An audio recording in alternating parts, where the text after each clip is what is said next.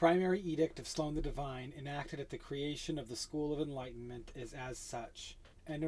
Anyone harboring children from their education will be met with the seed of chaos. Most of Sloane's other edicts are good. They say nice things like do good deeds and make good things happen.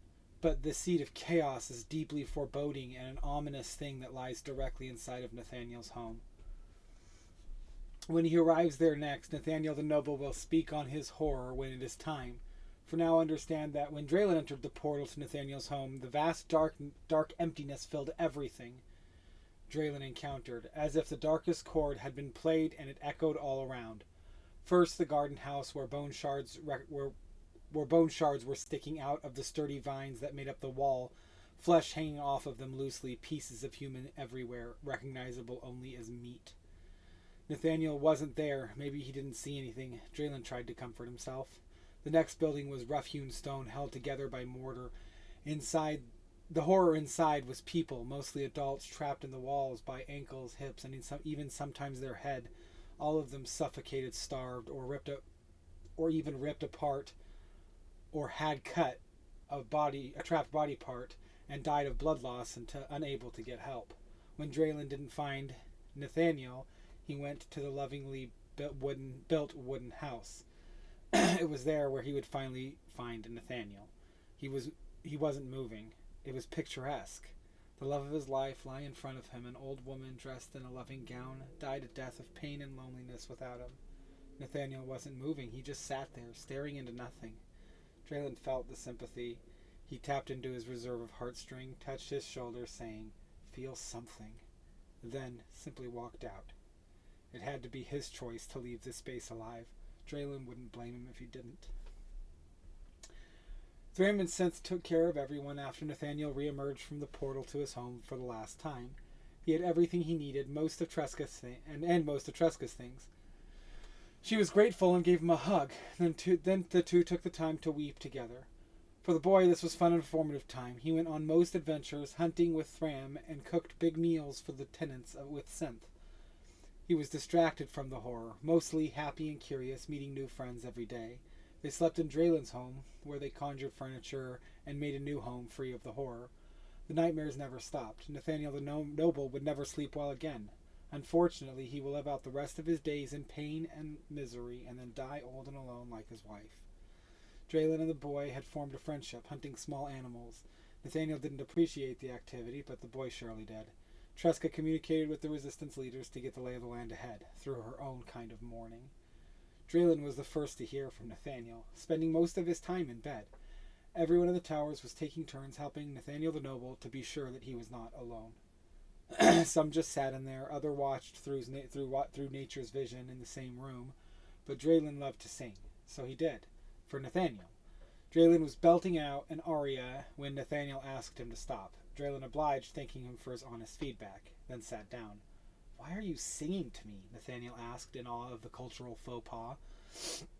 Draylen explained as he walked over to a nearby table to pour himself a drink. "On my world, we must constantly be changing into the various animals that we cohabitate with. Music is not something I was very aware of growing up." Through that thick accent, seems like speech wasn't something you were familiar with either. Nathaniel shot at him unnecessarily. Draylen was taking a drink, but he couldn't hold it in. Boisterous laughter exploded out of him, which didn't stop, longer than Nathaniel was used to. Nathaniel's frown never got turned around, which is what finally made the laughter die down. "You're from another world?" he asked, hoping to get his mind away from reality. "Where I am from, people are hunted for their magical properties inherent within us." Draylen took a long drink from his glass, then put it down. Nathaniel said nothing, hoping Draylen would continue. Draylen would oblige, saying, "My people live in the Mother Forest, deep in the Mother Forest. It's greenery, Nathaniel. It sparks your vitality, makes you feel alive." His gusto was reflected in Nathaniel's eyes, which gave him the courage to continue. "We must change form daily or succumb to nature's mind. To be accepted into nature's mind is to be an animal worthy of hunting. A different animal every day, every few days. But you must not do it in front of the Tarkron, a vicious race we cohabitate with that has no understanding of right or wrong. Nor do the beasts seem to care. They are in the apex life form, and we are their sacrifices to gain more power." Draylen let out a forlorn sigh for his life back home. looking down abysmally into his glass. There was a pause. Draylen was holding back a few choice emotions. You have a... You have a family? He said, sitting up, pouring himself a water from a nearby pitcher. Aye, my wife Farah and 2 little boys, Lu and Fu. Lu is a master at changing forms very fast, and little Fu is just born, but I believe his eyes show that he is quick as a whip. Tears welled in his eyes. He wiped them away. Last thing I remember was going to bed. Mother Tree was so quiet at night, you can truly hear your own thoughts. Then you woke up here? Nathaniel asked, his attention wrapped in everything Draylen was saying. Not quite. I failed to mention the plants my people consume. We each have our own, though some of us do share, and that night Farah and I had some una leaf. It helps you sleep and promotes dreams. I fell asleep instantly. A hearty laugh broke up what he was saying. Draylen continued, his face straightened rapidly as he remembered. Then I was standing before the divine arcane. A powerful spectacle, should you have the time. Seems that if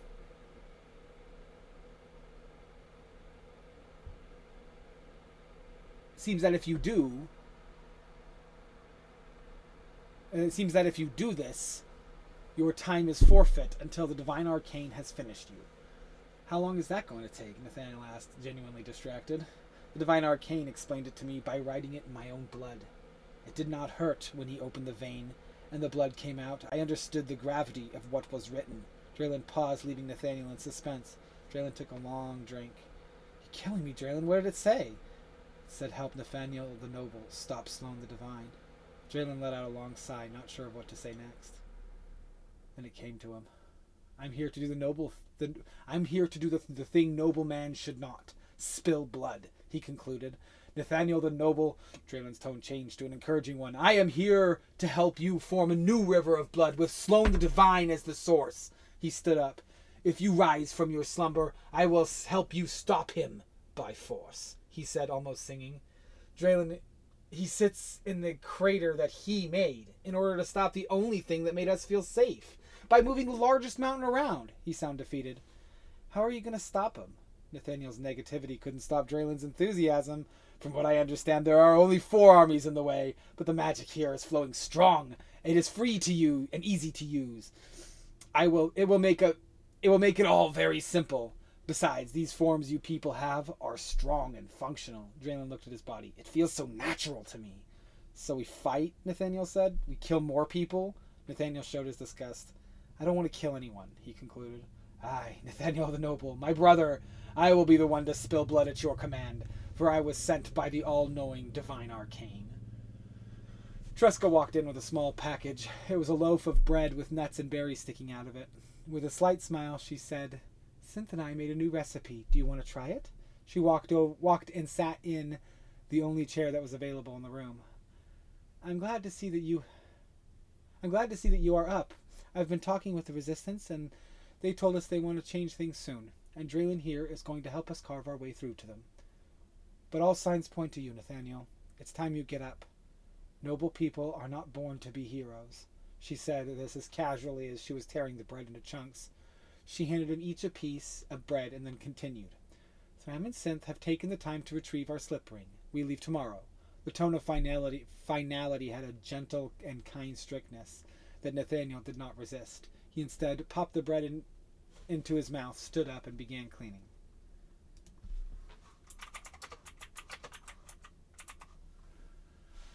Still sitting in the chair, Draylen admired Tresca. Echoes of my Farah, he muttered. He stood, taking up the 2 empty glasses and the pitcher off the table. I will prepare, but I promised the boy one last hunt. He reminds me of my own sons. I just wish this form could smell better. It's better for the hunt. He left through the glowing darkness that made the exit, leaving Tresca and Nathaniel to talk and finish cleaning.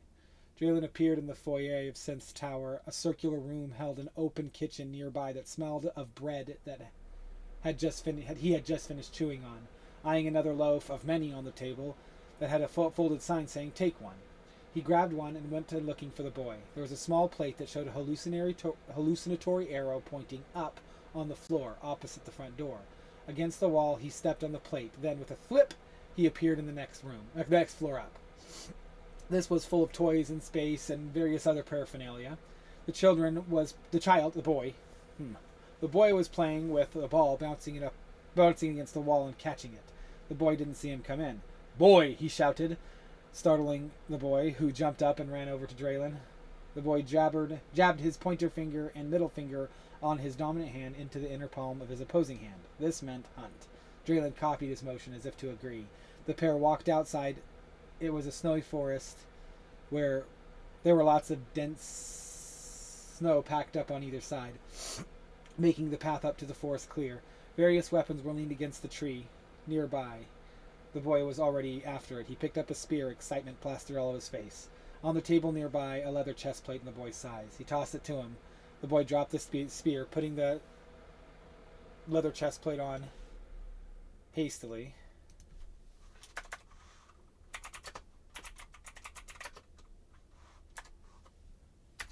Then picking the spear back up, he looked at the forest, then back at Draylen, who was picking up his own spear. Who was picking up a spear his own. He began following the boy. They shared the bread as they went on a walk to the campsite at the edge of the forest. He had a bottle of stone liquor, a potent alcohol flavored by stone bloods. He took a swig to clear out the sweet bread as the two entered the forest. The boy crouched low near a tree.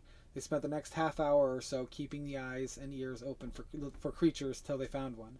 The boy waited for Draylen's signal, all of his focus going into his eyes and the spring that kept the shoulder that was holding the spear.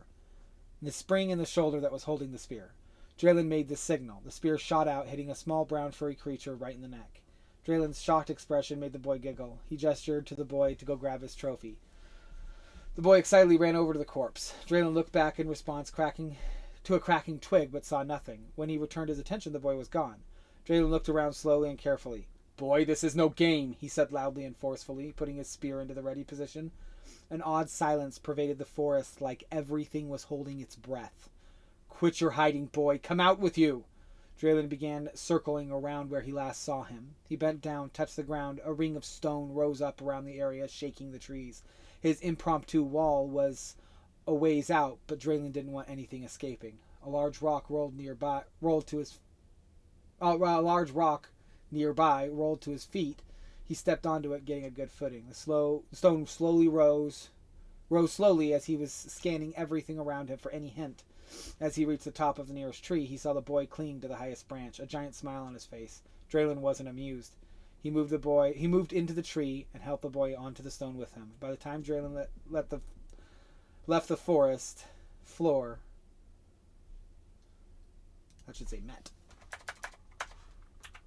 met the forest floor, he was laughing with the boy.